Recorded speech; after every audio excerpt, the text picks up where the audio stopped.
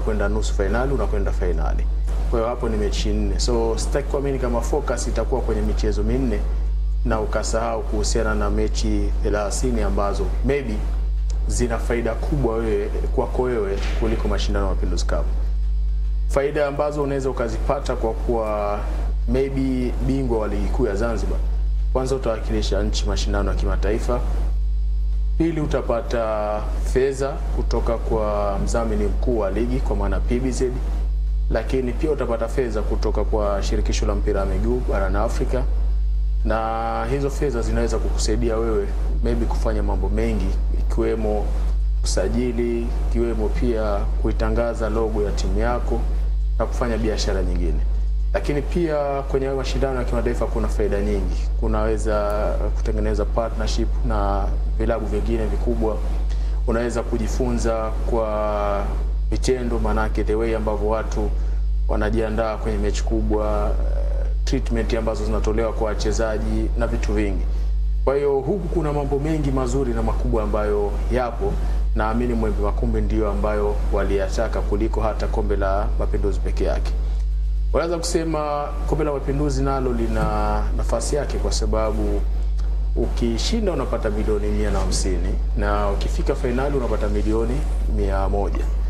Lakini ukiangalia tu katika timu 10 ambazo zimepata nafasi ya kushiriki, nadhani nafasi ya Mwembe Makumbi kufika hata finali ni ndogo sana. Yaani kwa mimi nadhani nikiambiwa taja timu ambazo naziona ziko katika resi ya kushinda ubingwa huu wa Mapinduzi Cup, nikiambiwa nitaje I think ni labda timu 3, sioni Mwembe Makumbi. Nikiambiwa nitaje Rana kwa maana mtu ambaye labda atacheza finali, hata nikiambiwa nitaje timu 3 bado sioni Mwembe Makumbi. Kwa nini? Kwa sababu nyingi. Ni mara ya kwanza, maybe experience yao ni ndogo, quality ya wachezaji yao haitoshi ukilinganisha na quality nyingine.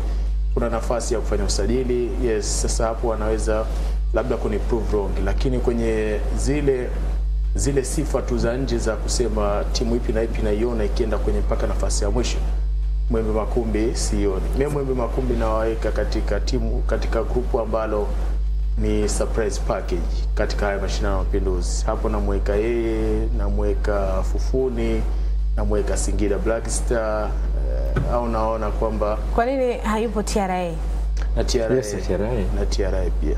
Sasa tubaki hapo hapo katika swala zima la Mwembe Makumbi, kwa sababu umesema huwaoni katika ile safari ya kuelekea kwenye ubingwa wa michuano ya Mapinduzi.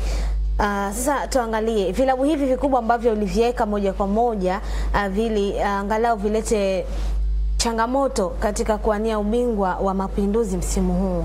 Bila shaka kuna Mlandege hapo, bingwa mtetezi. Ndiyo. Kuna Azam. Ndiyo. Kuna Simba pamoja na Yanga.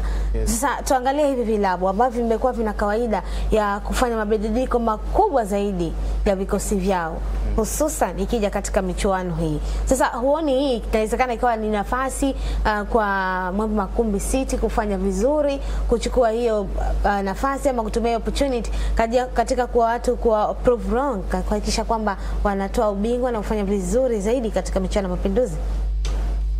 Kwanza mabadiliko ya Simba na Yanga nadhani utakuwa unagusia kwenye kikosi, maybe wale wachezaji ambao wamezoeleka labda wasipate nafasi, wakaleta wachezaji wengine. Ndiyo kabisa. Lakini cha kukumbusha kwamba kwenye michuano kama hii ya Mapinduzi Cup ndipo nafasi ambayo alipatiwa mchezaji kama Luis Jose Mixon na akaibuka kwenye Simba. Lakini kwenye michuano kama hii ya Mapinduzi Cup ndio sehemu ambayo alipatiwa nafasi mtu kama Mudathiri Yahya basi akaibuka kwenye Yanga Afrika. Kwa hiyo angalia hayo mabadiliko pia ya Simba na Yanga. Yaani kuna wakati wana quality ya wachezaji ambayo ni kubwa kuliko ya wachezaji ambao wako kwenye vikosi vingi vya timu za Tanzania, lakini hawajapata nafasi ndani ya Simba na Yanga. Wakija kwenye michuano hii sometimes wanawatumia hawa wachezaji kwa ajili sasa ya kuweza kuwaona, na baadhi yao ndio quality zao kama hizo ambazo nakwambia. Mixon baada ya kuibuka Mapinduzi Cup na Simba, nafasi ikaendelea, then mpaka anakuja kuwa mchezaji mkubwa na kwenda mpaka Ahali. Hata Heno Kenonga kuna wakati alikuwa hayuko sawa sawa kwenye ile level ambayo alikuja kuipata baadaye, na nadhani alipata msasa mzuri kupitia michuano ya Mapinduzi Cup. Kwa hiyo inaweza ukasema kuna hiyo nafasi, lakini itadepend pia na huo wakati hayo mabadiliko atayofanya na Simba na Yanga yanakuwa na impact gani. Sawa. Kwa sababu pia kuna wakati nakumbuka kuna mchezaji hapa alikuwa anaitwa Hamis Naanguka, alikuwa anacheza Yanga Africa. Ndio. Yaani huyo alitolewa timu ya vijana, Under 20 kule. Yes, akapelekwa timu kubwa na alicheza vizuri, na nakumbuka alisaidia Yanga mpaka kufika finali. Mchezo wa finali ndio hakucheza, akaletwa beki wengine wale ambao ni regular wakacheza. Lakini mchezaji anaweza kucheza timu yote hapa Zanzibar. Na nilimuona kuna kipindi ya mchezaji JKU. Kwa bado hayo mabadiliko hayatoi room ya moja kwa moja, lakini ni nafasi pia ya kushindana, kwa sababu wako ambao wamechallenge Mlandege kushinda mara 2 mfululizo. Pia kuna hiyo advantage ambayo wameipata kwa baadhi ya mabadiliko ambayo yamefanywa na Simba na Yanga. Lakini usitegemee tu kwenye hayo mabadiliko, lazima nawe una kikosi bora, lazima nawe umejiandaa vizuri na uwe na uwezo wa kushindana. Kama tutategemea Simba na Yanga hawatakuja na wachezaji wao wa kikosi cha kwanza, au juu hao wachezaji wa kikosi cha pili watakuwa kina nani, na je watakuja kufanya nini, kwa sababu nao wanaitafuta nafasi ya kuingia kwenye kikosi cha kwanza. So wakipatiwa nafasi hii wanaweza kuitumia kumshawishi mwalimu ili awaamini wacheze kwenye kikosi cha Simba au Yanga. Sawa, tuangalie kwa upande wa msimamo wa PBZ Premier League baada ya timu kadhaa kucheza michezo 15 na kukamilisha mzunguko wa kwanza, na zipo zile ambazo zimecheza michezo 14. Tuangalie kwa upande wa timu ya Fufuni ambaye yeye mpaka hivi sasa anashikilia nafasi ya kwanza baada ya kukusanya jumla ya alama 30. Nafasi ya pili Kipanga baada ya kukusanya jumla ya alama zake 28, akifuatiwa na Zimamoto alama 28. Pia nafasi ya tatu na KMZ amerudi katika top 4. Si nafasi ya kwanza, amerudi katika top 4 akiwa na jumla ya alama zake 26, lakini baada ya jana kushinda baada ya jana kushinda goli 1-0 dhidi ya New King. Siri ya ushindi huu inatajwa kwamba pia ni kwa sababu ya kurejea Hassan Makame, kocha msaidizi. Sawa, makocha wana siri nyingi sana katika vilabu. Malale bado anajitafuta. Malale 50. Yes, anajitafuta ndani ya KVZ. Au ile wanopiga Simba ile ilikuwa mhusu na angalau apate japo ule mvuke moshi waudi na ubani. Badili nao wafanye dua yao. Labda iwe hivyo.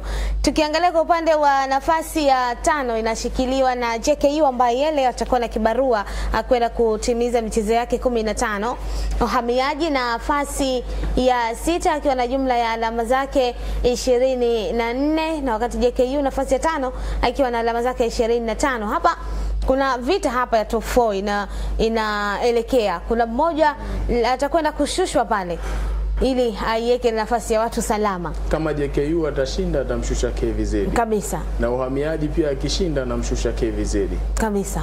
Yes, ambao wote wanacheza. Uhamiaji wakishinda pia atakwenda kumshusha KVZ. Yes. Bado mambo yanaonekana kuwa ni magumu zaidi. Tuangalie KVZ mbona kama ndugu yangu mnampiga kwa bahati. KVZ bado hajawa salama. Sawa, nafasi ya 7 inashikiliwa na Mlandege Mula, mabingwa wa tetezi, michezo yao 15 akikusanya jumla ya alama 24. Hizo ni nafasi za 7, unaweza kusema hadi hivi sasa watu ambao walau wapo salama. Nafasi ya 8 inashikiliwa na Mwembe Makumbi City, na hii nafasi mashallah kama Makumbi kama gandishwa nayo. Na ananikumbusha kipindi cha msimu 2024-2025 pale EPL Manchester United, nafasi ya 17 18. Manchester ni vitu vyao. Hata msimu 2017-18 kama 18-19 walikuwa wanaitwa mtaa wa 6. Washushe hapo. Yaani wao wakifungwa, wakishinda, taoni wa 6. Ni 6 tu. Sawa. Kwa upande wa timu ya Makumbi City, wao wamekamata nafasi ya 8 wakikusanya jumla ya alama zao 22, na nafasi ya 9 inashikiliwa na KMKM, mabingwa kihistoria na mabingwa mara nyingi, wakiwa na jumla ya alama zao takriban 19 baada ya kucheza michezo 14. Nafasi ya 10 Polisi akiwa na alama zao 18, New King alama 18. Nafasi ya 11, nafasi ya 12 inashikiliwa na hawa wauza vibua wavuvi wa vibua kutokea pale katika magorofa ya Malindi. Malindi bwana, huko chini kama kuna muita. Atakwenda kuangalia hatima ya wengine. Yeye akiwa nafasi ya 10 kujikubingwa mpaka kujinusuru kushika daraja. Na afisa habari na mada namuona ipo kimya sana. Tabii tukitoka hapa akishinda anaweza kumshusha takemu. Akishinda atamshusha. Akishinda tafika alama 20. Anakaa pale juu ya KM. Hasa ni swali la kusubiri na kuona. Sawa, na KM ambaye yeye ana kiporo chake dhidi ya Mafunzo. Yes. Mafunzo naye bila shaka huu mchezo utakuwa ni muhimu zaidi ya muhimu ya KM. Maana atataka kujitoa hapa, na akitoka akifanikiwa kushinda mchezo wake ataenda kuangalia anashuka. Mafunzo. Leo anacheza na JKU. Alafu mechi ijayo anacheza na KM. Kila la heri. Kila la heri, tusubiri tuone. Nafasi ya 13 inashikiliwa hawa na chipukizi United. Nena ameshinda. Lakini kama Abulahabi tu, yani haitomfaa mali yake na wala alichokichuka. Bado yuko hapo hapo. Nafasi ya 13 akikusanya jumla ya alama zake 16, na maliza mzunguko wa kwanza akiwa yupo katika hali ya hatari ama sehemu ambayo sio mruhusu yeye kupata afueni ya kupumzika. Yani umeona pale alivyonani chipukizi. Ndio. Kimahesabu ni kwamba amepoteza nusu na robo ya alama ambazo alitakiwa kuzikusanya. Amepata robo ya alama ambazo amezidi. Alitakiwa kusanya. Alama 45 kupata alama 16. Maana yake amedondosha alama 19. Timu zetu bwana. Sawa, Mafunzo nafasi ya 14, michezo 13. Yeye hapa akiwa amekusanya alama zake 13, wastani wa kila mechi lazima umwachie alama moja, alafu wewe uondoke na moja achiwe refarize aondoke nayo. Nafasi ya 15, Junguni hawa akiwa anajiuliza, je, kuna nani mitaa ya Junguni? United wao wakiwa baada ya kucheza michezo yao 15 wakikusanya jumla ya alama 10 tu na kudaiwa takriban magoli 19. Inakuwa tofauti na jirani zao ambao wapo karibu zaidi. Nafasi ya 16, Newstone Town Football Club, michezo 15 hajashinda hata mchezo mmoja. Magoli yamefungwa. Na sio kushinda tu, hata uwezo wa kutoka suluhu ama sare ulikuwa na kasheshi mzunguko wa kwanza. Ni maana hana hata alama moja. Kikubwa zaidi ambacho amebarikiwa katika michezo 15 ya mwanzo ama mzunguko wa kwanza, amebarikiwa tu kuwa na idadi ya madeni ya magoli 39. 40 kasoro moja. Katika magoli 45. Nimemwambia vizuri, lakini Newstone Town alama zinavyopatikana. Sije kujua idadi ya magoli yanayofungwa ndio alama. Maana kazipata nyingi, kafikisha 45, ni kama vile kashinda mechi zote 15. Bila shaka turudi hapa katika safari. Kwa mimi nikiwaambia Newstone Town anaweza kumaliza kwenye nafasi 6 za juu, tanikatalia. Turudi, atazimalizaje na atazipataje hivyo?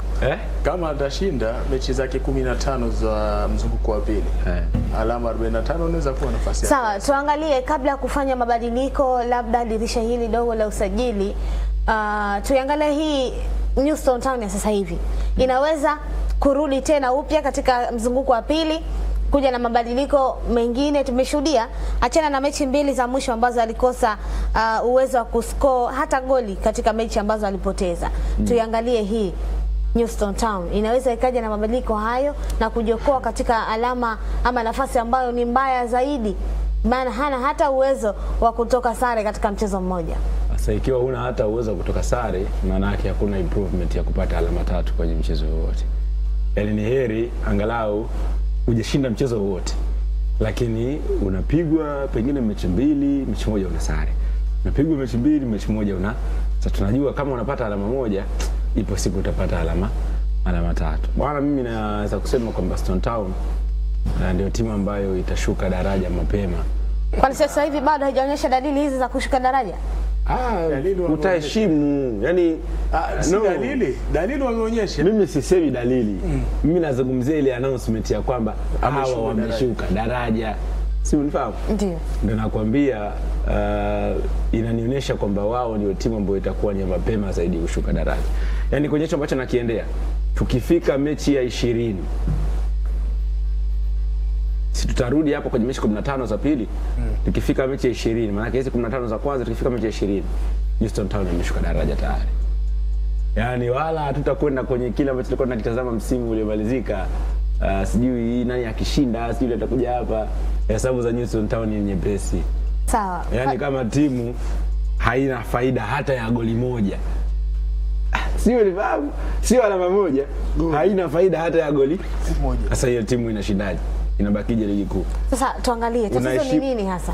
Unaheshimu hizo namba. Tatizo ni quality. Matatizo ni mengi. Matatizo ni mengi.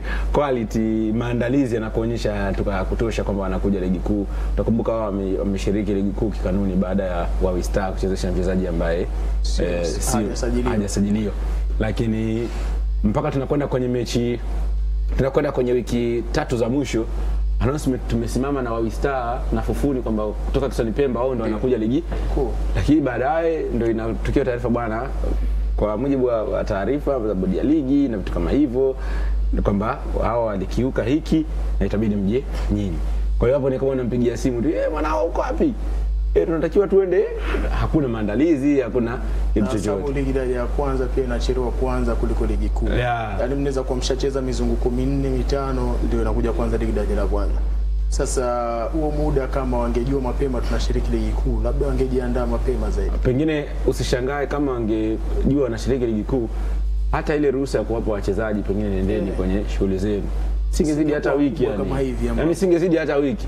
Kwa sababu isingezidi hata wiki kwa sababu kwanza wao ni wageni kwenye ligi. Ndio. Maana yake walitakiwa kupita kwenye script za watu wengi. Nyinyi mlifanya hivi, si tunatakiwa kufanya hiki na hiki. Sasa lakini angalia kile ambacho kimetokea. Yes. Yaani ikifika tu kwenye mechi ya 17, 18. Lakini mimi hii inaitafsiri kwenye positive pia. Yaani itakuwa imewasaidia Fufu wakirudi ligi Houston Town. Wakirudi daraja la kwanza. Yes, kama ni hivyo ni sawa. Yaani kama wamepata pre-season kwenye top level ya ligi ambayo wanacheza. Yaani wakati unachukulia hiyo kama unaniambia ndio unawapa reference nani, unawapa reference nzuri ya kwamba wakifika wajifunze kutokana na hiki, au ndio script ambayo wanatakiwa kupita nayo wakifika ligi daraja la kwanza. Nafikiria kila ambacho kimetokea kwenye timu ya Ngome. Ngome si walishuka ligi kuu. Na ligi daraja la kwanza haonekani. Ngome walishuka vibaya sasa wao. Hawa walishuka vizuri. Sasa waliporomoka tuseme. Watashuka vizuri kwa sababu hawana migogoro. Ndani yao si kupanda ligi ilikuwa. Yaani imetokea si kupanda ligi vipi wakati wanacheza playoff? Baada ya bahati mbaya tuleke hili sawa. Wakati huu mkanganyiko unatokea kule Kiswani Pemba, mtanieka sawa pia ile sauti ambayo ilikuwa inasikika ikisema kwamba ikilaumu pia upande mmoja wa ile timu ambayo ilipaswa ipande daraja kwamba walichezesha vibaya na haki pia akitaka itendeke. Ni sauti ya kiongozi wa timu gani? Houston Town. Sasa kama hakutarajia alikuja kurupushwa. Sasa kama yeye hakuwa anatarajia hivyo, tusubiri kwanza Fatawi ili tuliweke sawa hili, tusione kwamba kama tuna mbembeleza fulani baada ya kuonekana na makosa hivi. Alilalamika sana yule kiongozi. Alilalamika sana kuona kwamba kama kuna haki yao fulani ilipokonywa na wamezulumiwa. Sasa kama hujajipanga unaweza ukaenda hivi, utasema tu labda kweli tumezulumiwa, lakini kama kuna sheria zingine zinahusu ama zinaruhusu kwamba sisi tuendelee haki yetu, tushajua kwamba tumezulumiwa, lakini tunaweza tusiku na upande wa kusamehe pia. Ili huyu hapana, sisi tutajipanga zaidi kwa msimu unaokuja. Sasa kwa nini alishikilia kwamba tunataka kupanda daraja tayari bimana wamejipanga hawa kuja kupambana kina Mlandege? Anayesema hivyo ni mmoja pengine na hata kama ndio kauli ya timu, lakini watasema kwa kuwa unatafuta haki yako. Yaani wewe hata kama mfano tu kwenye uhalisia umetoka hapo nje kwa kutana na kibaka, labda akampiga makofi mawili, labda akachukua na kipochi chako, pengine hicho kipochi kilikuwa kina 1000, Lakini wewe ukishapika mahakamani umepewa nafasi ya kujitetea. Unasema kipoti changu kilikuwa kina 1000. Lakini uzuri zaidi utabakia kwenye halisia. Lazima ubaki hapo. Kwa sababu ukija ukazunguka baadaye utakuja kuonekana wewe ndio utajeka kujiongeza. Yaani kipoti umekitia kibunda hewani. Unasema kulikuwa mna pesa mbili tu lakini za kigeni. Kulikuwa kuna dola 1000 na euro 50. Hapa ngoma linaweza likaja likakugeukia wewe mwenyewe. Kwa sababu kama ingekuwa hivyo tunarudi hapa kuzungumzia kuhusiana na hili sakata la New Stone Town. Wasione kwamba wamekuja huku labda kwa bahati mbaya. Baada ya huyo kiongozi kutuma zile voice note kwa baadhi ya watu na magrupu mbalimbali kudai haki zao pia. Kuna option kwamba sisi kweli haki yetu imepotea lakini sisi hatujajipanga binafsi yetu, hatujajiandaa kuja ligi kuu. Waende na kwa vile kuna mzigo unapatikana tubeni na sisi tuji. Sasa hiyo si ndio wao itawasaidia bora walivyokuja, kwa sababu hivyo kucheza na Mlandege KVZ ndio maana nasema itawasaidia kama wataichukulia poa. Sasa narudi tena pale pale. Kwa hiyo chama tunakizungumza sikatai kwamba inaweza ikawasaidia. Lakini kuna mifano ya timu ambazo zimeshacheza na hawa watu, zimesha experience test ya ligi kuu na bado yakufanya vizuri, na zipo timu ambazo kama vile wanazungumza. Yaani ambavyo wanazungumza kwamba waichukue kama sehemu ya reference. Mimi naamini. Kwa mfano script ya timu kama Kundemba. Yes, unahisi kabisa kuna kitu washakuja mara kadhaa na wanakifanya. Watu kama Sela wanachokifanya ligi kuu hivi sasa ni ligi daraja la kwanza, kwa sababu washashuka mara kadhaa na wakajua wapi tupite. Wapi tupite. Sasa ilikuwa mfano mzuri tu hapa. Kuna Ngome ilipanda ligi kuu baada ya miaka mingapi? 40 au ukumbuke wewe. Haya, ikashuka daraja la kwanza. Huko daraja la kwanza pia wameshindwa ku maintain. Sasa Ngome kwanza. Sasa huoni tu na New Stone Town kinaweza katokea. Ngome leo pana daraja mpaka ikacheza labda mizunguko kama 15. Ndio. Tayari ilikuwa vimeshabadilika almost vitu vingi ndani ya timu ya. Hapo wachezaji washaachwa. Kocha ashaachwa. Afisa habari kashaachwa. Mpaka afisa habari. Mpaka hiyo timu inashuka daraja. Hakuna wengine wamebakia watu wawili. Sasa watu wawili kusurvive wasilalamike kwamba hawajajiandaa, waseme tu kwamba bahati yao kwa msimu huu sio nzuri, wamepata reference nzuri ya kujiandaa endapo wakishuka ligi daraja la kwanza kule kanda ya Pemba. Sisi tuangazie kwa upande wa ratiba zaidi baada ya kuangalia kwa kina zaidi New Stone Town na mambo ambayo yanawaendea baada ya michezo 15 bila kukusanya hata alama moja, isipokuwa tu wakiwa wanadaiwa takriban magoli 39. Hao ni New Stone Town, na ratiba Disemba 6 ina someka hapa kama ifuatavyo. Malindi dhidi ya Uhamiaji majira ya saa 10:15 kwa upande wa uwanja wa Mau utavurumishwa mchezo huo, wakati KVZ dhidi ya kwa upande wa Mafunzo dhidi ya JKU wao watacheza katika uwanja wa Mau B majira ya saa 10 na dakika 15. Mechi ya Fufuni pamoja na New Stone Town tayari imeshachezwa. Hii mechi imechezwa Jumatano. Labda watu wa graphic kidogo wamepitikiwa. Yes. Sawa, hizo ndo kwa mtu chuma 4 pale. 4-0 pale. 4-0. Sasa mimi mwenyekiti sitaki kuzungumza mengi, lakini naziona timu za ugenini zote zikishinda leo. Kuna Malindi Uhamiaji ugenini pamoja na JKU, hawa ni wa ugenini, nyumbani akiwa yupo Malindi pamoja na Mafunzo. Hizi mechi mbili ni za hukumu zaidi katika timu ambazo zinatafuta mchezo wake wa 14. Kwa upande wa Mafunzo zipo ambazo zinatafuta kukamilisha raundi ya kwanza ama mzunguko wa kwanza, mechi 15. Basi sisi tusubiri na tuone. Wakati hayo yataendelea katika uwanja wa Mau pale A pamoja na B, tuangalie kwa upande wa matokeo ligi daraja la kwanza kanda ya Unguja. Urafiki dhidi ya Black Sela, hawa wametoshana nguvu ya kufungana goli 1-1, wakati Paje Stars dhidi ya BZL nao pia kitoshana nguvu ya kufungana magoli 2-2. Kiufupi ligi daraja la kwanza kanda ya Unguja Disemba 25 siku ya jana, mechi zilimalizika kwa sare ya kufungana. Wapo magoli 1 na wapo ambao magoli 2-2. Tutakuja kuzungumza kwa kina zaidi. Kwanza tuwasikilize makocha wa timu ya Black Sela pamoja na Urafiki.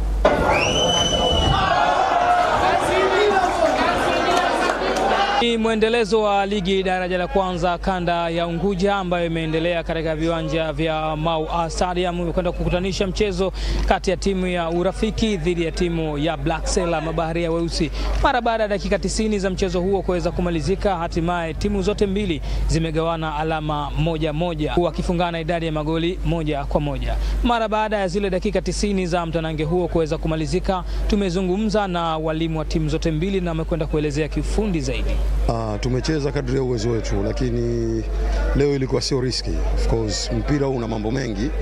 Of course tumetengeneza mazoezini, tumekuja tukaona tukajua wachezaji kama wataplay vizuri, lakini yote kwa yote wameplay vizuri, lakini tumeshindwa kutia goals. Basi na tulipata penalty na tumeshindwa kufunga ile penalty. Kwa hiyo mechi imemaliza 1-1. Tuwapongeze wenzetu na tujipongeze sisi kwa sababu bado tuko katika top ya hii ligi, tunaenda katika mzunguko wa pili baada ya dirisha dogo. Na kwetu manake tulihakikisha kwamba hii mechi tunatoka tunafunga, lakini bahati mbaya tulikuja kuchukua red ndio ambayo ilitukosti. Kwa hiyo nikawaita vile nikawaizi nikawaambia kutokana na hali ya mechi ilivyo imegeuka, lakini kwa kadi sio kukosa pointi. Manake tukapambane, tuongeze nguvu, tuone kama tumepungua. Kwa hiyo cha msingi kwanza tucheze tension, lakini vile tuongeze nguvu ili tupambane na mechi ni yetu. Kwa mchezo kama ulivyoonekana, mchezo ulikuwa mgumu na umezidi kuwa mgumu zaidi baada ya kupata kadi nyekundu sisi. Lakini nimeongea na wachezaji wenzangu, tumepambana mpaka tumepata Simba kupata. Kwa upande wa ligi daraja la kwanza kanda ya Unguja itaendelea leo kwa michezo miwili. Inter Zanzibar atakapomwalika Taifa Jang'ombe katika uwanja wa Kinyasini majira saa 10 kamili. Wakati huo katika uwanja wa Mchangani tutashuhudia mtanange kati ya Ujamaa dhidi ya Muungano Rangers. Na sasa baada ya takriban baadhi ya timu kucheza michezo 15 akiongozwa na Black Sailor, yeye akiwa na michezo yake 15 akikusanya jumla ya alama zake 38. Nafasi ya pili inashikiliwa na Raska Zoni, michezo yake 14, alama zake 33 akifuatiwa na Kundemba nafasi ya tatu, michezo 14, alama zake ni 27. Ujamaa nafasi ya 4 akikusanya jumla ya alama 26. Nafasi ya 5 inashikiliwa na Sebleni Football Club akiwa na alama zake 24. Nafasi ya 6 Taifa Jang'ombe hawa leo akiwa na kibarua chao kwenda kuangazia katika hatima ya mchezo yao wa 15 kukamilisha mchezo wao ama mzunguko wao wa kwanza wakiwa na alama zake 23. Nafasi ya 7 Paje Stars alama zake 20. Na nafasi ya 8 Negro United alama zake 20. Nafasi ya 9 inashikiliwa na Urafiki michezo 15 akiwa na jumla ya alama zake 18. Na nafasi ya 10 ikiwa ni Muungano Rangers yeye akiwa na alama zake 17. Na nafasi ya 11 inashikiliwa na New City alama zake 16 akiwa na nafasi ya 12 Zafsa hapo akikusanya jumla ya alama zake 15. Nafasi ya 13 ni Kikungwi akiwa ameshuka dimbani mara 14 akikusanya pia jumla ya alama zake 14. Huyu sasa kama na mafunzo fulani, michezo 13 alama 13. Muungano kwa upande wa Kikungwi michezo 14 alama zake 14. Wastani wa alama moja karibu kwenye kila mechi. Inter Zanzibar nafasi ya 14 alama zake 13. Kwa upande wa Sharp Boys nafasi ya 15 alama zake 7 na BZL nafasi ya 16 alama zake 7. Inter Zanzibar kama anataka kufuata nyayo zile za Ngome ameshuka ligi kuu na kama sasa hivi anatafuta ligi daraja la pili huku mkoa. Sio mbaya. Na Inter Zanzibar wamefanya swap deal kwanza, waona New King. Na wamepata pesa nyingi ninavyosikia. Sasa hizo pesa najiuliza wamezifanya nini? Mbona wameshindwa hata kutengeneza timu ya kushindana hata ligi daraja la kwanza? Ungewaona tena hapo anajipapatua kuja ligi kuu kwa mara nyingine kama labda wakati ule hawakuwa tayari. Ndio. Lakini I don't know. Sawa, hiyo ni hatima ya kwa upande wa Inter Zanzibar. hadi hivi sasa bana, kama kuna dua zile zipigwe kwa wingi zaidi mashabiki wa Inter Zanzibar. Wazee wanasema Yasin ni kinga lakini na mbio uwe nazo. Watu wa shamba wakaendelea kwa kusema bismillahi, ni dua kubwa lakini na pingu iwe mzima. Sawa. Wakati haya ni maneno ya Ashraf Kifaranga, tuangazie taarifa hii kutoka kwa kamishna wa mafunzo ambaye amepongeza vikosi vyake hususan katika sekta nzima ya michezo kuendeleza kufanya vizuri zaidi huko na kuheshimisha kikosi hicho katika sekta nzima ya michezo. Heshima katika mafunzo, lakini pia kupitia mchezo huu ambao tunaendelea kutambulisha chuo cha mafunzo kwamba ni idara ya kudhamini michezo mbalimbali. Kwa hiyo ningeshauri au ningewaomba kuendeleza mchezo huu kwa manufaa ya sisi binafsi, kwa maana tunapata kujenga afya na msimamo mwili, lakini pia tunajulikana kwa mafunzo, lakini vile vile tunatambulisha nchi yetu katika dunia ya michezo. Tuendeleze bidii na juhudi katika michezo ili tuweze kufanya vizuri zaidi siku zijazo. Tumejipanga vizuri sana na maandalizi kama yanavyoonekana kuanzia msimu huu mpya wa 2026-27. Vijana wote afya yao iko vizuri na wanaendelea vizuri na mazoezi kwa ajili ya mashindano yanayokuja mbele kwetu. Tunaahidi kuendeleza kutetea ubingwa huu wa timu ya wanawake volleyball chuo cha mafunzo ili kuendeleza heshima ya timu yetu pamoja na kumjengea heshima kamishna wa chuo cha mafunzo. Taarifa hiyo basi inatupeleka moja kwa moja kupata mapumziko. Tukirudi nawe tunaelekea huko Tanzania bara, na huko tutaanza na Fatawi katika zile harakati zake. Tutakwenda kuungana na Hassan Mwakinyo, kanambia kitoka hapa safari ni huko. Usiondoke, tutarejea. Tuahidi kutupeleka nyumbani kwako. Nakumbuka watoto, lakini Mjomba Busisa, tunaomba usikose katuni mbalimbali kupitia kingamuzi chako cha Byte channel namba 25 na 31. Ni balaa.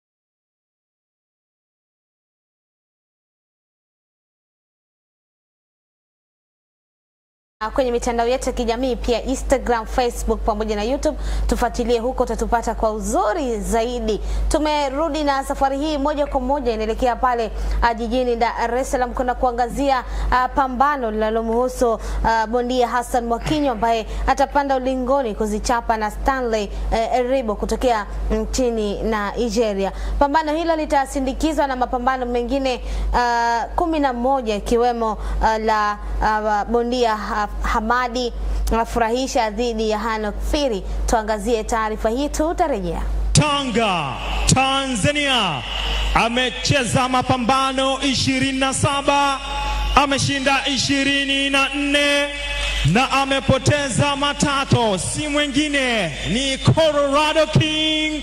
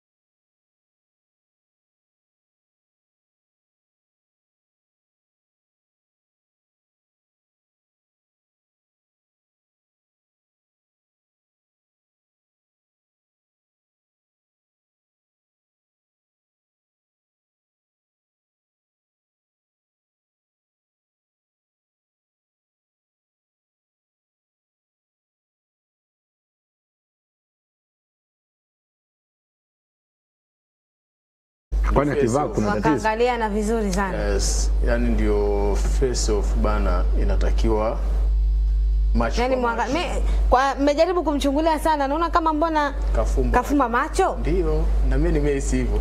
Kwenye ile miwani kafumba macho. Sasa nilikuwa nachukua kwa pembeni hapa, ngana ninajaribu kuchunguza, naona mbona kama kafumba macho. Mimi kuna kitu nakifikiria bana kwenye hili pambano. I don't think kwamba kuna support kwenye level ambayo inatakiwa, kwa sababu ukiangalia mazingira ya ile tukio, yani siku ya kupima uzito, mabondia wote wawili na timu zao walokuja nazo, ukisikiliza speech ambayo amezungumza Hassan Mwakinyo, ndio kuna kitu kama inaonekana kinakosekana. Hassan amesema kwamba natamani tofauti zetu ziishe, na hapo nadhani atakuwa anazungumzia promotion mbili. Kuna promotion ya Mafia promotion na I think J-Boxing promotion. Na Hassan ana shida na hiyo promotion ya Mafia. Wote wawili wameingia changamoto kwenye biashara. Sasa ndio hicho kitu ambacho anakizungumzia kwamba natamani hizi tofauti zetu ziishi.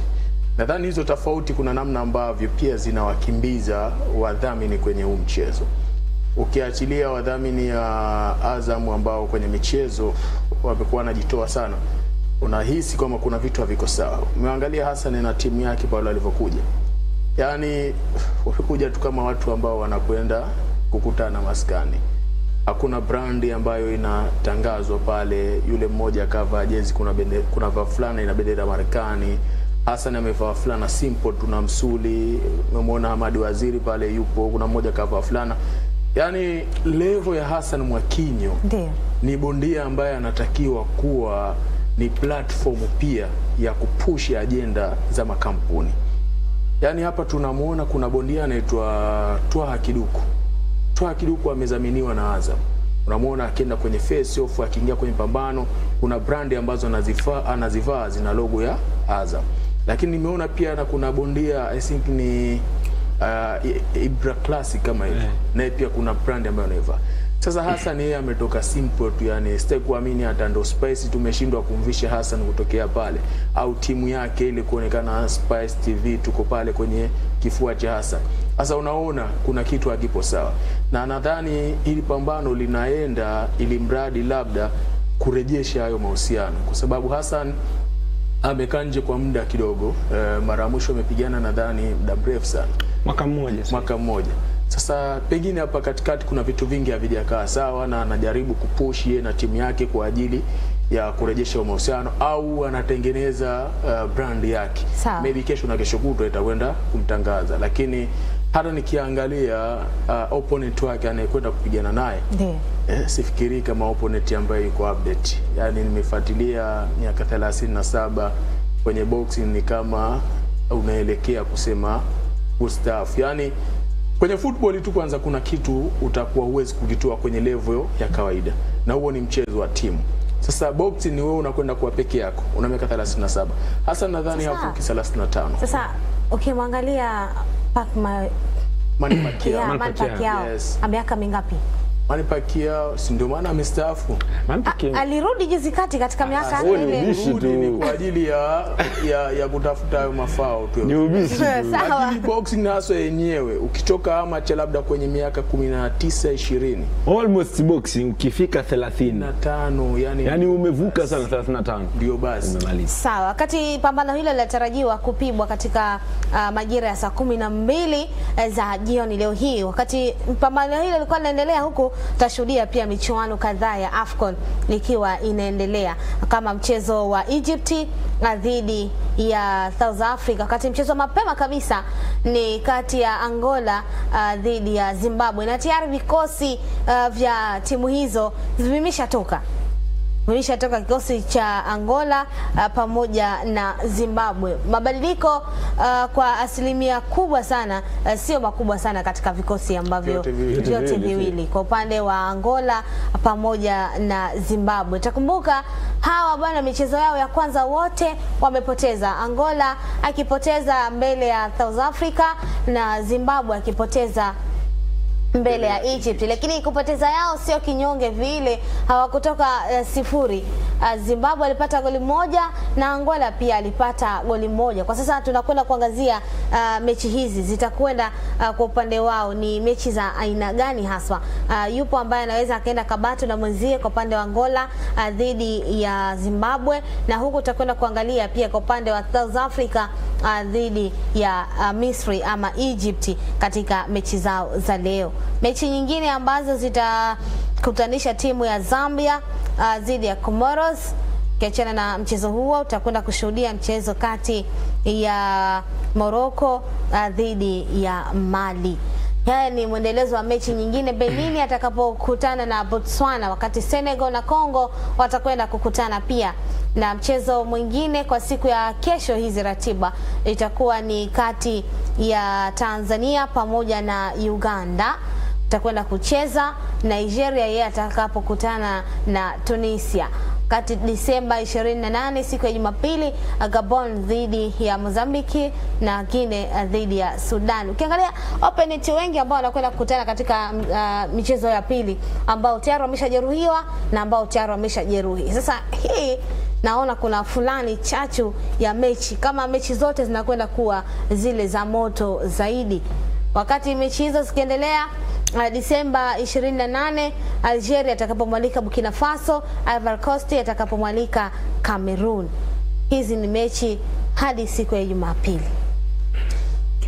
Nadhani pia waliliangalia ili CAF wakati wanapanga ratiba kwa sababu ya kupata testi nzuri ya mashindano, kwa sababu timu ambazo zinakutana kwenye mechi ya pili ni zile ambazo hazikupewa nafasi kwenye mzunguko wa kwanza. Ndio maana yake kwenye hiyo mzunguko wa pili kila mtu atahitaji kufanya kitu, maybe kufufua matumaini yake ya kusonga mbele. Maana yake mfano kundi letu sisi kuna Nigeria, kuna Tunisia, kuna Uganda na sisi.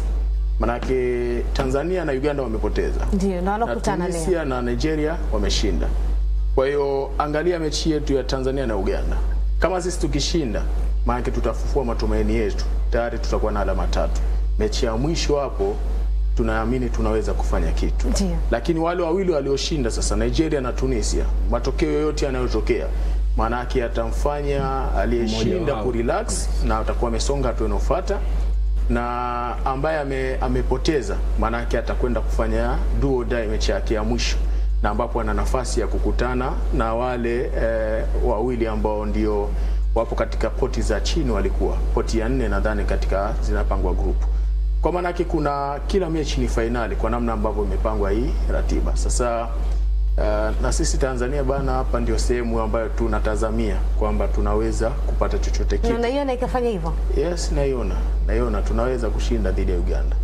Sawa, wakati hayo akiwa ni kwa upande wa AFCON, sisi tutarejea hapa kuelekea kimataifa. Usiondoke.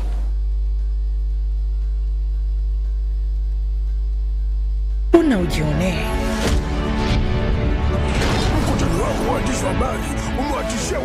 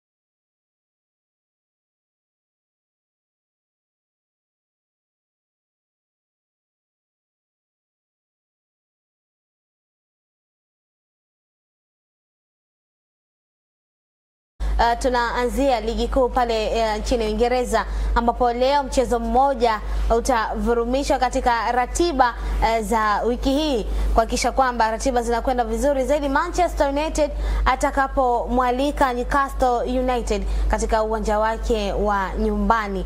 Manchester United anakwenda kuangazia hatima yake nyingine, huku akiwakosa wachezaji wake kadhaa kwa namna moja nyingine wakiwa muhimu zaidi katika kikosi cha kwanza. Kapteni wa kikosi hicho Bruno Fernandes atakosekana kutokana na majeraha aliyopata katika mechi yake ya mwisho kabla hii ya Newcastle, na baadhi ya wachezaji wake wengine akiwemo Bryan Mbeumo akiwa na majukumu ya timu yake ya Cameroon ya taifa, pamoja na Ahmad Diallo akiwa na majukumu ya timu yake ya taifa ya Cameroon. Na hii ni fixtures ambayo inaonyesha mechi za wiki hii, tukianza Ijumaa ya Boxing Day.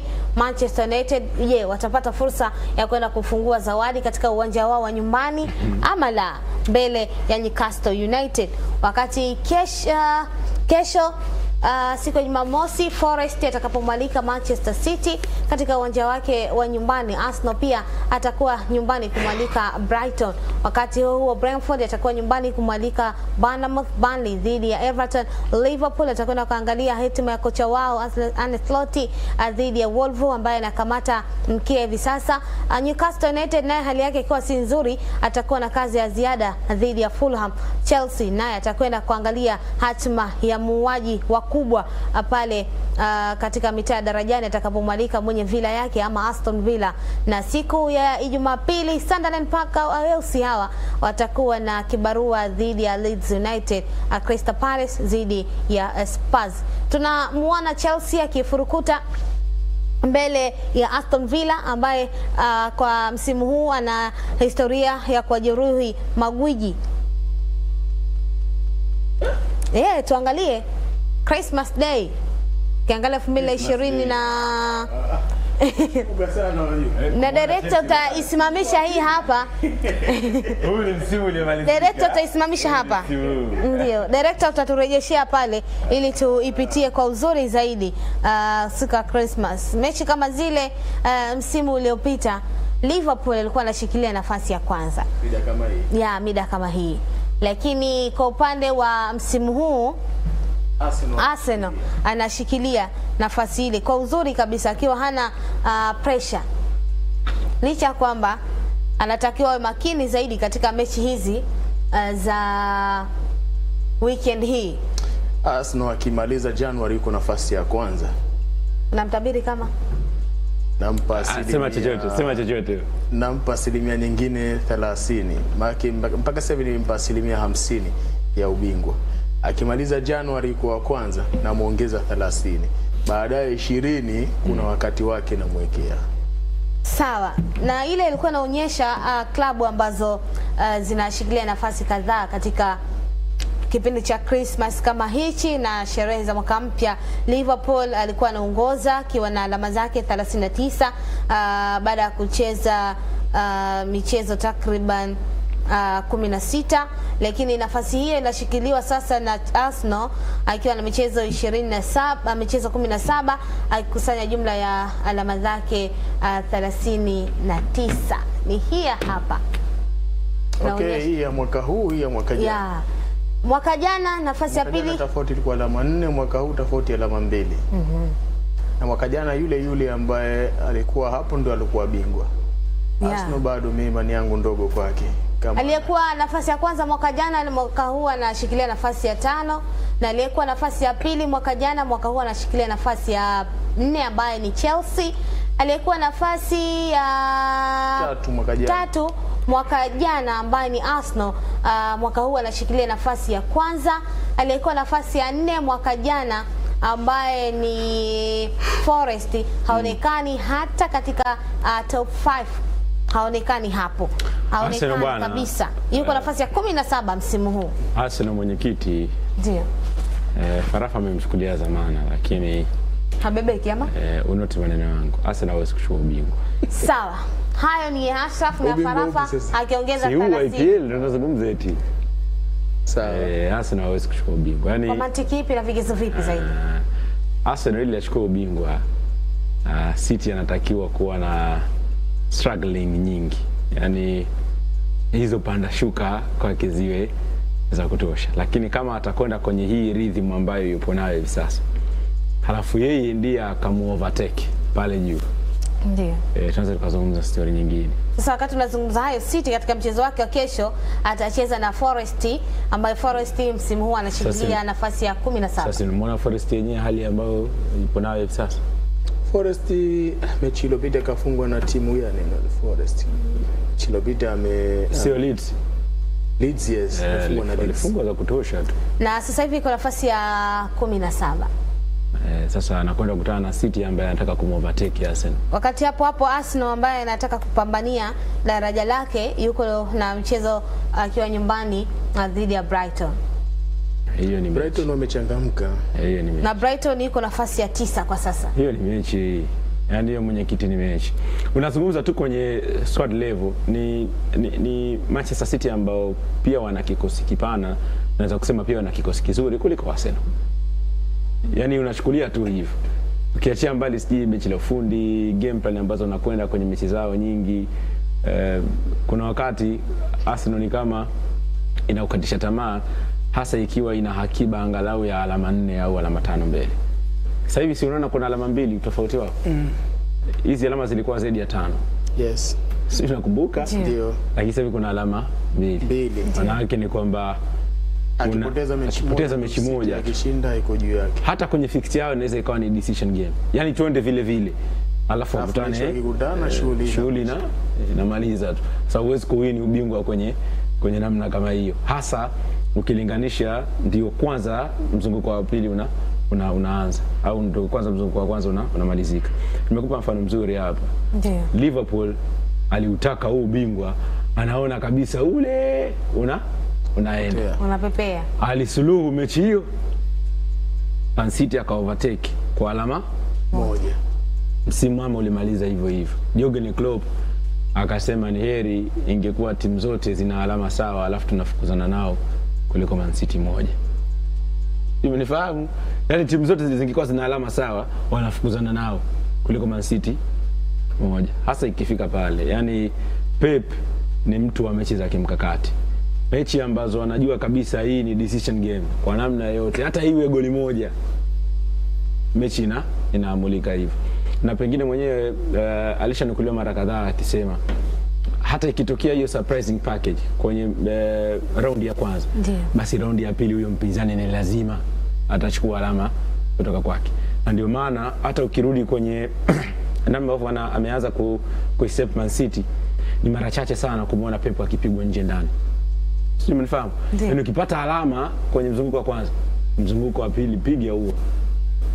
Yaani umepata ni suluhu. Bayern Munich walimfukuza Julian Nagelsmann baada ya kuona fixture yao ya Champions League, wamepangiwa na Manchester City. Robo finali, I think, siji nusu finali. Wakaamini Thomas Tuchel atakuja kuwapa Chelsea, alimfunga finali bwana. Si ashamtandika England na vitu kama hivyo. Shughuli ilimaliza Ujerumani. Sawa, ikiwa hayo ni kwa upande wa mwendelezo wa ligi kuu pale nchini Uingereza. Sasa tuangazie hatma ya mchezaji wa Manchester United Kobbie Mainoo, ambapo kocha wa kikosi hicho Ruben Amorim amesema kwamba yeye licha kwamba kuna uvumi unaendelea huko wa kumhusisha mchezaji huyo kinda kwenda kuvitumikia baadhi ya vilabu mbalimbali, lakini yeye pamoja na klabu ya Manchester anasema kwamba bado wanamhitaji Kobbie Mainoo kwa sababu bado kuna nafasi yake pia anaiona pale. Kwa sababu Bruno pia injury, lazima hilo alizungumze na ataingia kwenye kikosi. Lakini kwa muda mrefu amekuwa hapati nafasi Kobbie Mainoo chini ya Ruben Amorim. Na yeye kama kijana mdogo ambaye ana uwezo, anatamani kuweza kuitumikia career yake. So automatic yeye pengine kwa kushirikiana na management yake watakuwa wanapush kuona wanatafuta nafasi nyingine ya kwenda kucheza. Na vilabu ambavyo anahusishwa navyo, unaona kabisa kama atajiunga basi ana nafasi ya kwenda kucheza. Sawa, akiwa hayo ni kwa upande wa Kobe Mainoo. Tumalizie kwa upande wa Mo Salah, wakati yeye anaendelea na mechi zake kule nchini Morocco katika michuano ya AFCON, huku vilabu mbalimbali vya Uarabuni vikiwa vinaongeza msukumo zaidi wa kumtaka mchezaji huyo nyota na mfalme wa soka pale Egypt aelekea tu Egypt. Mfalme wa Egypt aelekea tu kule Saudi Arabia kusaka mafao yake, ama asalie pale kutafuta namba kwa sasa ambayo inaonekana hivyo katika kikosi cha Liverpool. Acha watoto ende akatafute pesa sasa, akapumzike Uarabuni. Akala upepo wa jangwani. Yaani kwa umri wake na ameshashinda karibu kila kitu sasa. Yaani haina haja ya kuendelea kutumia nguvu, yani ukajiumiza, wakati unaweza kwenda kurelax Saudi Arabia ukaona kusanya mzigo mzuri. Wakati nazungumza hivyo, Scott Kingsley Coman anaulizwa kwa nini hukusita uliposikia kuna dau la Saudi Arabia. Akasema kila kinachotafutwa Ulaya mimi nishakipata. Kila kinachotafutwa Ulaya ashakipata. Heshima, jina, ameshinda Champions League, ameshinda mataji, ameshinda World Cup. Unadhani anataka nini? Sawa, asante sana. Sisi tunaondoka hivi na Jumatatu panapo majaliwa kwake Rahmani tutarudi na matokeo yote ya mechi zote ambazo tumekupatia ratiba siku ya leo. Mimi ni Mwanahawa Sulaiman Shauri, wenzangu hapa ni Ashraf Kifaranga pamoja na Fatawi Ramadhan Fatawi. Kama nilivyoahidi, tukitoka hapa tutakwenda kufungua zawadi zetu pamoja na director Saida mpiga picha, Hantiki na mchanganya picha pamoja na Nadhra, bila kusahau kwa upande wa fundi pia aliyefanikisha matangazo haya kuruka moja kwa moja fundi Tahia. Asante sana, endelea pia kufuatilia vipindi vingine vinapokujia kupitia Spice TV.